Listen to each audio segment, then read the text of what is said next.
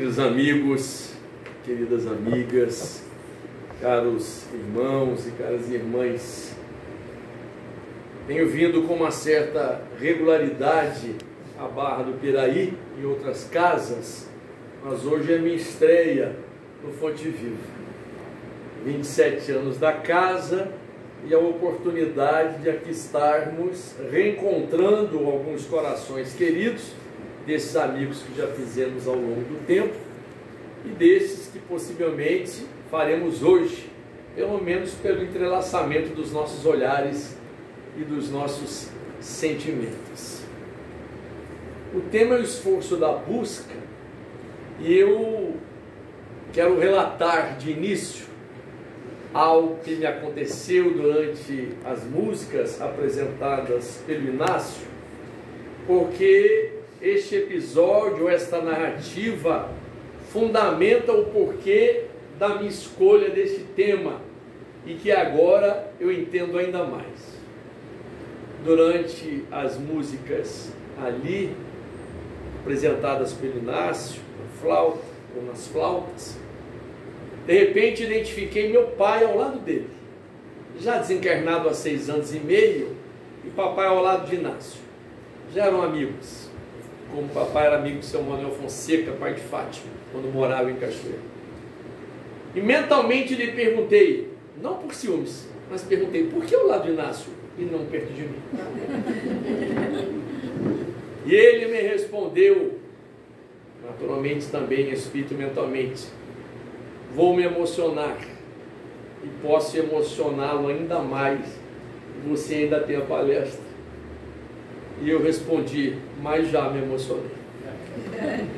E a partir dali, e agora a canção final, música, né, que nos transportou ao plano espiritual, por assim dizer, fazendo com que o céu descesse através de nós e por meio de nós e no trabalho do Inácio, eu entendi que o tema, que na verdade faz parte de uma frase que aqui não está inteira, mas que agora vamos dizê-la, sem o esforço da busca não há alegria do encontro. O esforço de 160 quilômetros, fisicamente falando, rodados até aqui, para ter este encontro tão feliz, tão agradável. Agradeço o convite desta data e agradeço a espiritualidade que permitiu. No primeiro momento, quando nós recebemos um convite por esses 44 anos de estrada, de palestras, e que às vezes no domingo à tarde ou final de tarde teremos que andar 200, 300 quilômetros, hoje foi 160, há o questionamento até dentro de casa, pelos filhos, papai de novo, num domingo, que poderíamos almoçar juntos, vai sair novamente, por quê? Eu sempre respondo, Deus sabe por quê, há uma razão, e hoje, para mim, uma razão a mais, o esforço sempre nos leva à alegria de um encontro. E assim como diz Meimei, em sua mensagem, confia sempre, não perca a tua fé entre as sombras do mundo. E mesmo que os pés estejam sangrando, segue adiante. Foi isto que fez com que Maria de Magdala saísse daquele seu reduto de aprisionamento dos próprios vícios, da deformidade íntima que a fazia viver o amor, que ela pensava ser amor, mas que era simplesmente a entrega aos prazeres da carne. Mas quando ouviu Jesus dizer sobre o amor doação, o amor entrega, o que ela inicialmente não entendeu, mas questionou-se, que novo amor é este, apregoado por lábios tão divinos a pescadores tão singelos. E retornando à sua casa com aquela questiúncula íntima, algo por dentro lhe transformou e resolveu esforçar-se na busca do Mestre. tomou de uma barca e rumou a Cafarnaum, sabedora que estava de que Jesus ali se encontrava em casa de Simão Pedro. Quando lá chegou, pareceu-lhe que Jesus já estava aguardando-a, e na verdade não faz parte da narrativa de Humberto de Campos no livro Boa Nova, capítulo de Maria de Magdala, que Jesus naturalmente já sabia, mas sabia, porque quando ele fazia as suas prédicas junto daqueles patrícios romanos, onde ela se entregava aos prazeres humanos ou mundanos, mesmo não tendo se aproximado do Cristo, do Rabi da Galileia, ele que conseguia sondar as almas, percebeu que aquela mulher estava em processo de mudança. E quando retornou à sua casa, questionando-se, tomando depois desta barca para ir a Cafarnaum, quando lá chegando, Jesus praticamente, e na verdade já estava ali esperando, ela sentou-se ao seu lado e disse: Senhor, ouvi a vossa palavra consoladora, e por isto venho ao vosso encontro. O esforço da música. Ouvi a vossa palavra consoladora, e por isto venho ao vosso encontro. O que Jesus lhe respondeu, uma vez que estava ela sentada: levanta-te e levanta teus olhos aos céus, encontraste a boa nova.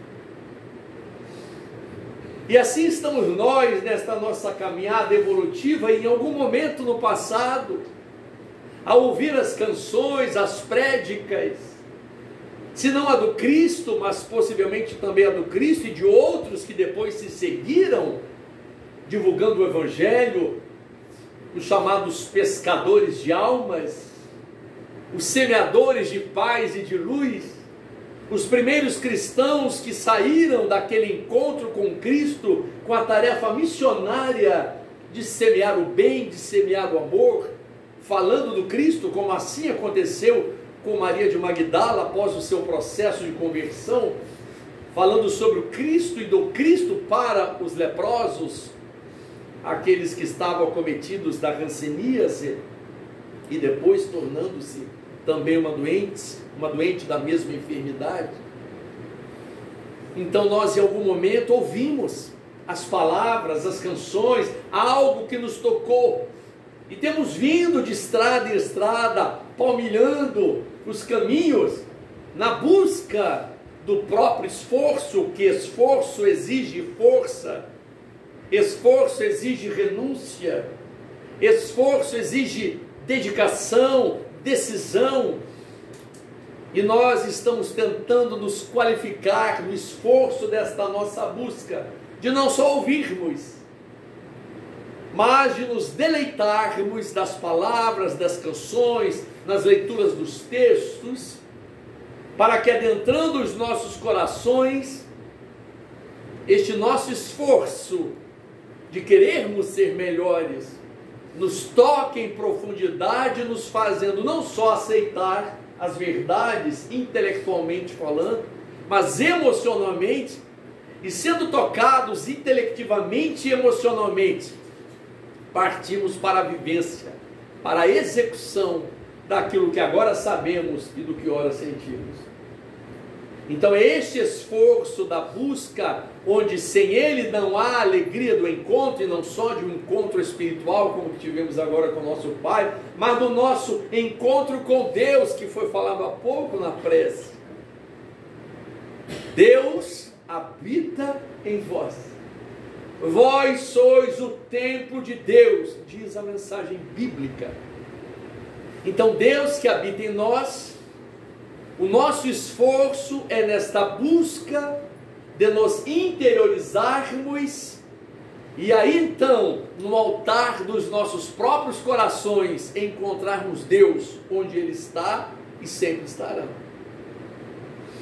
E este encontro com Deus, que é interno, mas também que é possível que ele se realize de forma externa e coletiva, como tivemos agora há pouco, na última canção, uma verdadeira prece, oração, conforme disse o Inácio, em que coletivamente os céus desceu até nós e nós fomos erguidos ao encontro de Deus, mas que na verdade está dentro de cada um de nós.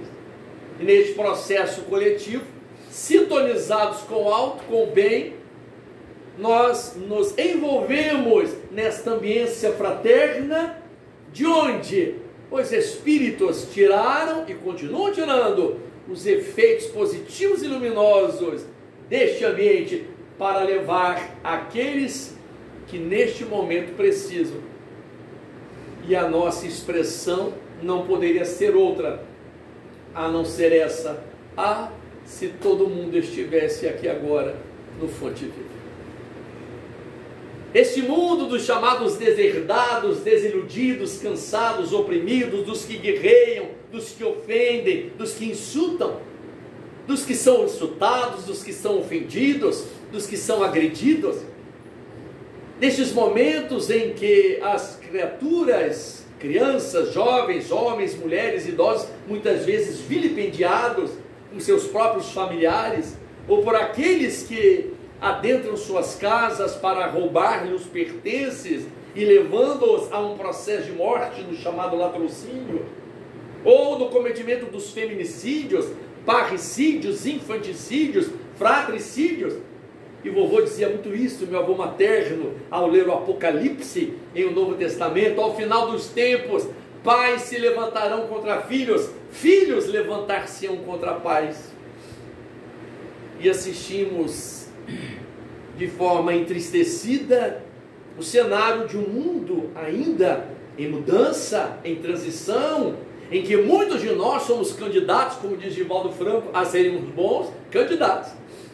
Estamos nesta tentativa, neste esforço, mas onde irmãos nossos, ainda permeados pelas suas próprias fragilidades ou imperfeições, continuam na desobediência das leis divinas, das leis da vida. E isso de alguma forma nos toca, porque assistimos um mundo que queremos mudá-lo, e que na verdade esta mudança deve começar em nós, e por isso aqui estamos nos capacitando para isto, mas que exige de nós uma compreensão da realidade atual, de modo a não perdermos a fé entre as sombras do mundo. Por isso diz Meimei: nunca percas a tua fé entre as sombras do mundo.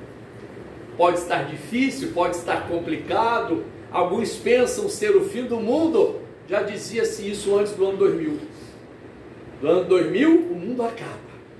Nós estamos em 2024, já quase em 2025, no processo final de um mundo de provas e expiações, para que se estabeleça um mundo de regeneração, que não é um presente dos céus ou um privilégio do alto, mas uma construção daqueles que estão se esforçando continuadamente nesta busca, acima de tudo, em Deus. Mas também de um outro encontro, não só com Deus, que é o encontro consigo mesmo.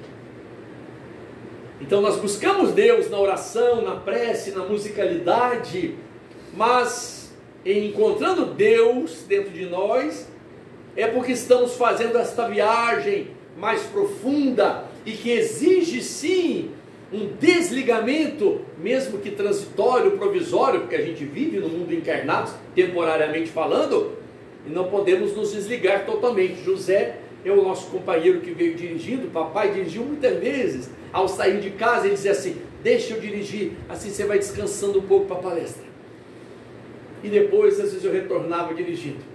Hoje ele vem espiritualmente, fisicamente, estou me valendo dos amigos da casa, dos companheiros, não que não possa dirigir, mas é tão bom ter alguém para conversar, trocar umas ideias. A gente vem construindo o próprio tema também da palestra, que já estudamos, mas surge às vezes umas conversações, né? E fizemos esta viagem também falando um pouco sobre isto, deste encontro que nós vamos realizando aos poucos conosco mesmo, quando nos decidimos, conforme foi dito também na prece, a estar aqui num dia de palestra, mas de comemoração, de festividade, encontro coletivo, mas um chamamento para um encontro pessoal, o autoencontro.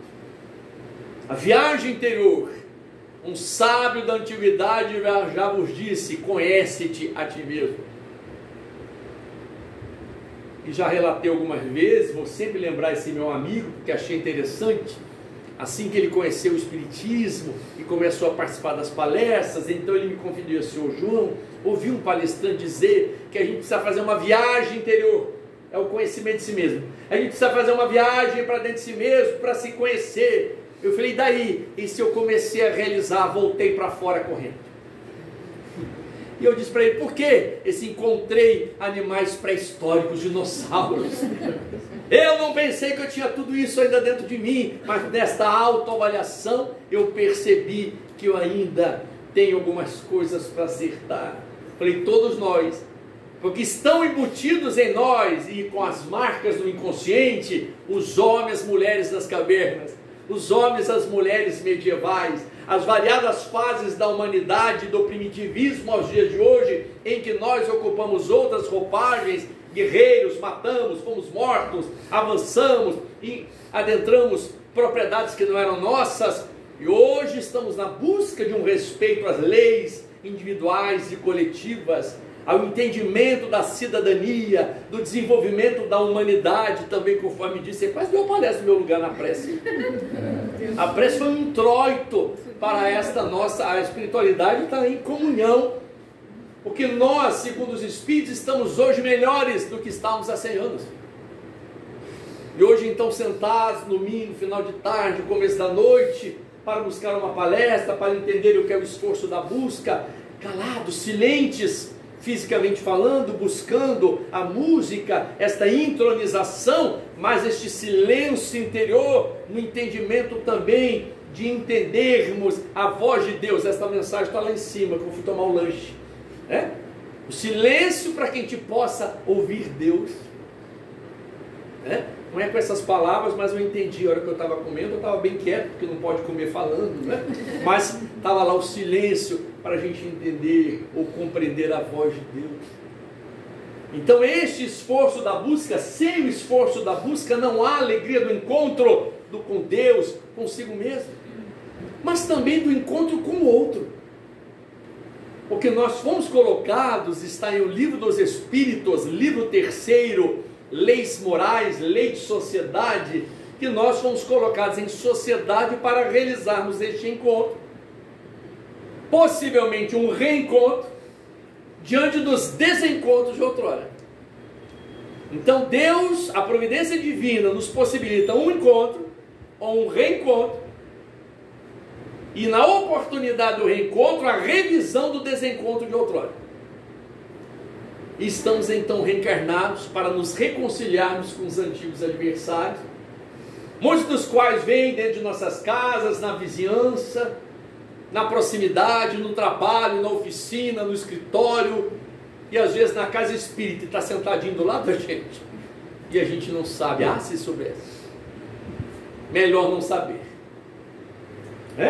Já relatado por nós, mas eu acho que quem assiste as palestras minhas há bastante tempo por aí vai se lembrar, mas como estou no Fonte Viva a primeira vez, dá para falar, E aquela senhora vai ao atendimento fraterno de uma casa espírita, que estava com uma enxaqueca, com uma dor de cabeça há meses.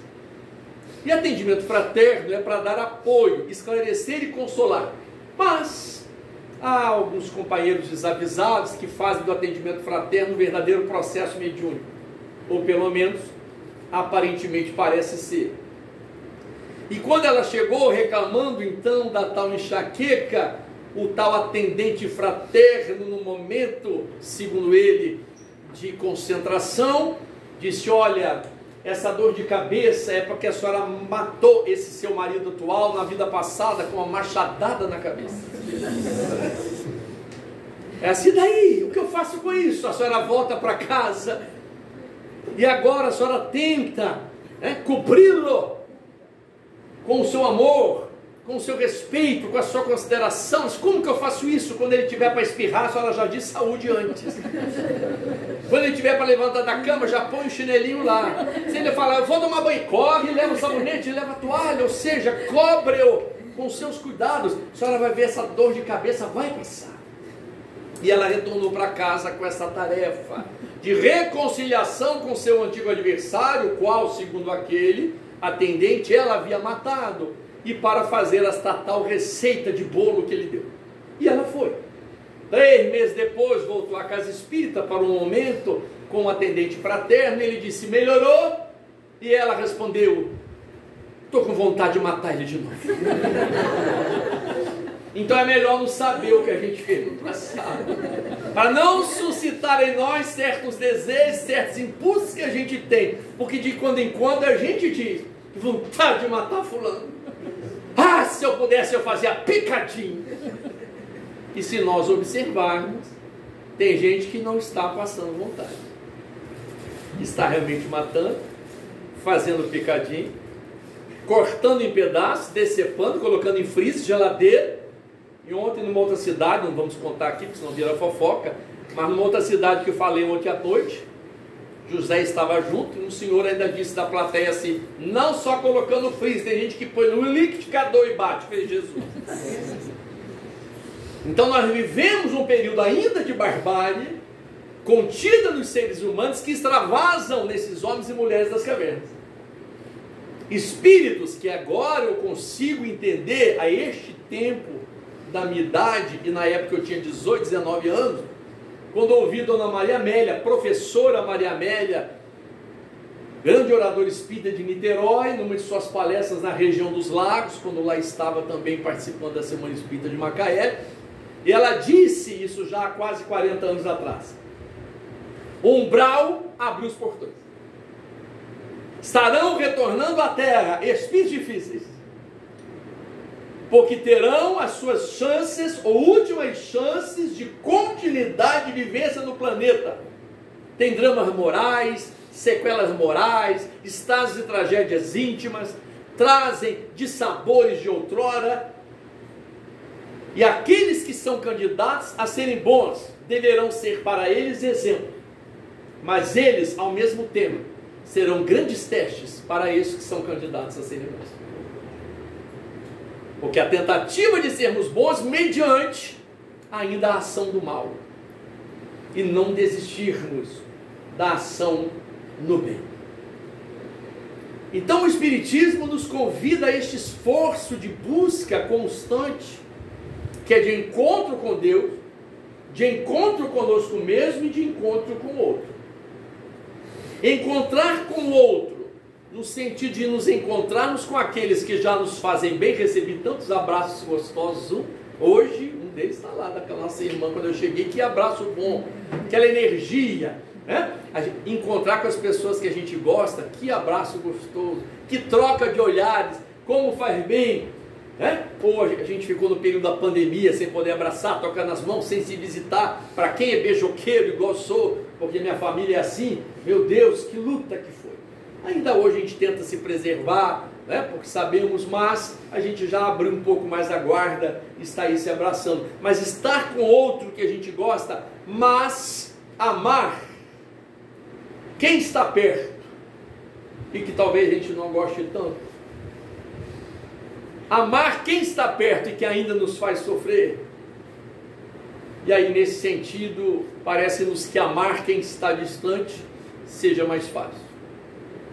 Porque o amor da convivência, o amor do dia a dia, né? Quando temos aqueles com os quais temos dificuldades, amar mesmo que o outro nos dê todas as razões para que nós não amemos. Então nós encontramos nos nossos atendimentos fraternos, eu venho de uma estrutura judiciária onde me aposentei como assistente social, em 30 anos lá dentro, embora tivesse um tempo fora, mas dentro do judiciário 30, ouvindo as lamúrias de mães, de filhos, de esposos, processos de separação, lutas de guarda de filho, situações que envolviam também o distrato com os idosos da casa. Então sempre uma problemática humana em que a própria humanidade ou sociedade, não conseguindo resolver, entra nas vias de fato, via na estrutura judicial a tentativa de uma resposta para que aquele juiz ou juíza pudesse definir aquela situação.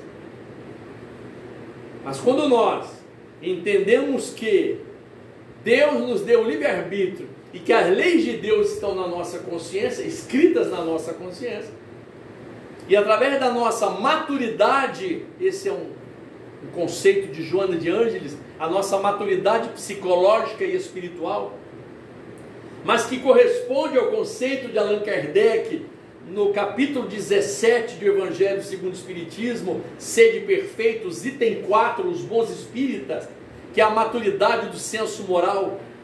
Então, em nos amadurecendo psicológica e espiritualmente, nós vamos desenvolvendo o amadurecimento do senso moral, vamos tendo um senso de vivência, da qualidade dos sentimentos, dos pensamentos, da preservação do direito, não só do nosso, mas também do outro, do entendimento de que o outro possa ser o que seja, mas ele tem o direito àquilo que se chama a sua integridade pessoal, a sua individualidade, porque Deus assim o quer. Porque em dando-nos livre-arbítrio, deu a todos. E nós estamos tentando usar o nosso livre-arbítrio conforme este esforço na busca de nós mesmos e no entendimento da vontade de Deus sobre nós. E isto se faz mediante o desenvolvimento deste senso mais apurado, de uma sensibilidade. No jornal A Voz das Misericórdias, Madre Teresa de Calcutá, quando ainda encarnada, foi entrevistada. E existem lá as perguntas colocadas pelos jornalistas e algumas respostas muito interessantes, demonstrando então a profundidade dos seus conceitos, tanto a maturidade espiritual da sua alma. E podemos lembrar aqui de algumas, mas em particular esta, quando lhe perguntaram: Senhora, qual a importância da sua obra? E ela disse: eu sou apenas um lápis nas mãos de Deus, a vontade é dele. Eu sou apenas um lápis nas mãos de Deus, a vontade é dele. Eu fiquei me imaginando ser um lápis nas mãos de Deus. Faber-Castell, lápis número 1, número 2, número 3, ponta fina, ponta grossa, ponta quebrada, ponta para apontar. Que tipo de lápis eu sou? Quando na verdade não importa a configuração externa material, mas o grafite, o que vai por dentro. O que vai dar então a possibilidade do lápis realmente escrever nas linhas da vida é o grafite, é o que é o interior, e não a sua estrutura externa, embora isso chame a atenção das nossas crianças. Há uma prima minha, ela deve ter 10, 11 anos hoje, filha de uma prima, que ela não pode entrar em papelaria. Ela sai de lá da família com um gasto de R$150, só em coisas de lápis e papéis, porque ela gosta, acha bonito, então é o colorido. Então o que está importando para nós, senão na representação desta metáfora do grafite do lápis, que onde nós podemos ser, assim como a Teresa de Calcutá, o lápis, mas segundo a vontade de Deus, que nos faz escrever nas linhas da vida, de acordo com a sua própria vontade, os seus próprios desígnios. E aí nos lembramos de Jesus: eu e o Pai somos um. E quando ela foi perguntada nesta mesma entrevista: Senhora, quais são os seus projetos de futuro? E ela respondeu: apenas um dia de cada vez. Ontem já passou, amanhã ainda não chegou, eu só tenho hoje para amar Jesus. Então, quando nós nos conscientizamos do hoje, que nós aqui estamos como resultado do que fizemos no ontem, mas o que passou, passou.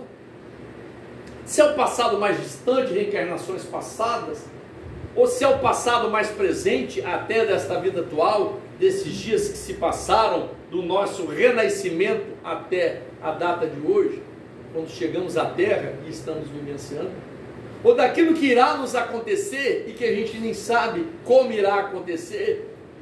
E todas as vezes que fala um pouco desta ansiedade de tentar saber o que está por vir, que é uma ansiedade humana, né? Talvez alguns tenham sentido hoje. Isso, será que vai ser bom a palestra? Que hora que acaba? Mas no cartaz estava 19 horas, se eu estou de olho no relógio, para não passar, né? Porque a casa já anunciou que é 19 horas, então já estou de olho ali. Então o horário o pessoal já sabia. Mas fica, será que a palestra vai ser boa? E aí me faz lembrar um dos meus filhos. quando na adolescência a gente se preparando para ir para uma festa e eu dentro do quarto também me arrumando, diz Divaldo Franco, somos responsáveis pela imagem que plasmamos nos outros, e nesse momento até a imagem exterior. Não dá para arrumar o cabelo mais, porque não faz parte, mas ter uma figura um pouco mais acertada, para a gente prosseguir também, não criando aos olhos do outro algo que o afete. Então somos responsáveis pela imagem que plasmamos do outro. Não precisa ser riqueza, mas a gente tem que estar organizado e limpinho. Como diz o Haroldo Dutra, banho, para quem gosta. Enfim, nós nos arrumando para a festa, ele entrou no quarto. Pai, será que a festa está boa? Eu falei, pois é, filho, nós estamos nos arrumando aqui em casa, e eu até espero, porque é uma festa em família, os seus primos estarão lá, nossos tios, vovó também estava internada, minha avó, bisavó dele, então acredito que nós vamos ter uma festa boa, mas ainda não sei que está boa, porque a gente não foi. Ah, tá certo. Aí foi para o quarto dele, daqui a pouco ele voltou, o pai, mas quem será que está lá? Pois é, eu já falei para você que muitos foram os convidados da família, mas tem aqueles que dizem que não vão, outros dizem que não vão, mas vão, outros falam que vão, mas não estão, e outros dizem, se fulano for, eu não vou. Tem essas coisas em todas as famílias, a minha também, Então isso eu não sei, todos foram convidados, mas aquele seu tio eu não sei. Aquele falou, não sei, mas vamos ver, tem que chegar lá para ver. Daqui a pouco ele adentra de novo, voltou para o quarto dele, porque ele volta, pai, que hora que a gente volta? Eu falei, mas não fui. Como determinar a hora que a gente volta se eu ainda não fui? Ou seja, nós não fomos. Precisa saber se a festa está boa, quem está lá. Dependendo da qualidade da festa, dependendo de quem está lá, meu querido, é um pé lá, outro cá. Mas dependendo, a gente fica um pouco mais. É difícil, Porque a gente quer saber, Foi o que está depois da curva. Só quando vira a curva. Só quando vira a curva. Embora possa parecer uma anedota, eu não gosto de contar anedotas em palestra, não sabe disso, procuro ser bem doutrinário, mas ela cai com uma representação agora metafórica muito interessante, embora pareça um pouco burlesca. Na quase virada de uma curva, dois carros ali se encontrando. Quando o motorista de um carro diz, vaca! E a senhora do outro carro diz, seu burro! E quando ela virou, bateu na vaca. Ela imaginou que aquele estava xingando-a. E ele estava simplesmente avisando-a de que na curva tinha uma vaca. Então nós às vezes ouvimos coisas e pela nossa própria vulnerabilidade, autossugestão, nós nos sugestionamos demais com as coisas e nos melindramos. Está olhando para mim por quê? Olha o jeito que olhou para mim. Ih, aquela cara não sei não. Cara feia é fome, né, Fátima? Cara feia é fome. Então nós ficamos tentando também, neste encontro com o outro, queremos investigar o que o outro está pensando. Isso é impossível. A gente pode até imaginar, mas não sabe. Chico Xavier dizia, esta é a maior liberdade do ser humano, é a liberdade de pensar. E o Chico, na sua mineirice, dizia assim, a gente olha para a cara das pessoas, eles olham para a gente. A gente não sabe o que eles estão pensando da gente, mas eles também não sabem o que a gente está pensando deles. Então assim, nesta liberdade do pensamento, somos capazes de até cumprimentar alguém na rua, um velho conhecido, alguém de um certo relacionamento, e dizemos com um sorriso estampado no rosto, olá, como vai? Mas por dentro, o que é seu está guardado. Você não perde por esperar, sua hora chega. Então nós ainda vivenciamos internamente esse homem das cavernas, essa mulher das cavernas, esse homem medieval, essa mulher medieval, que está se auto-enfrentando e de alguma forma na busca do outro, querendo também fazer este enfrentamento.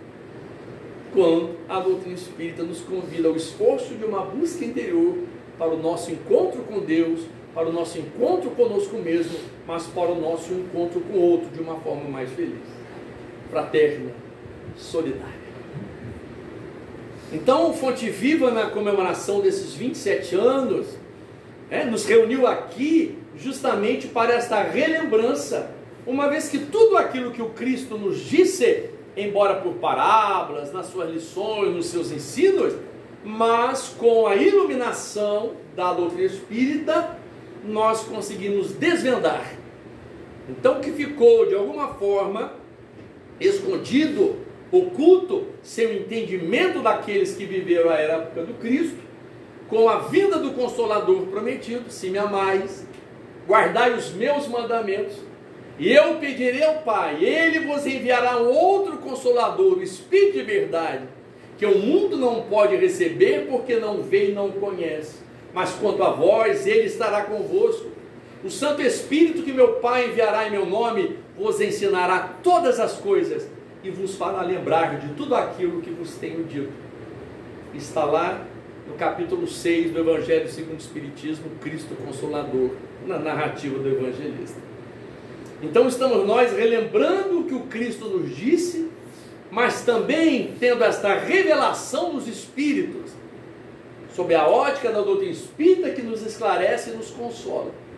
O que sabemos é que nesta busca é preciso esforçar-se, é preciso sacrificar-se até algumas vezes, para a busca de nós mesmos, o conhecimento de nós mesmos, e esta perfeita integração que haverá de ocorrer quando nós entendemos melhor esta nossa relação com o Pai, né? Então, este conhecimento, esta viagem interior, envolve este esforço, né? Este esforço do pensamento, do melhor pensar, do pensar antes de dizer, do pensar antes de falar, do pensar antes de fazer. Quando eu vi já fiz, quando eu vi já tinha falado, agora já era. Fazer o quê? Sim, amanhã é outro dia, o minuto seguinte é outro minuto, mas nós estamos buscando, neste esforço de automelhoria, na continuidade da frase, a alegria do encontro. E sem este esforço da busca é impossível, ou não há a alegria do encontro. O encontro com Deus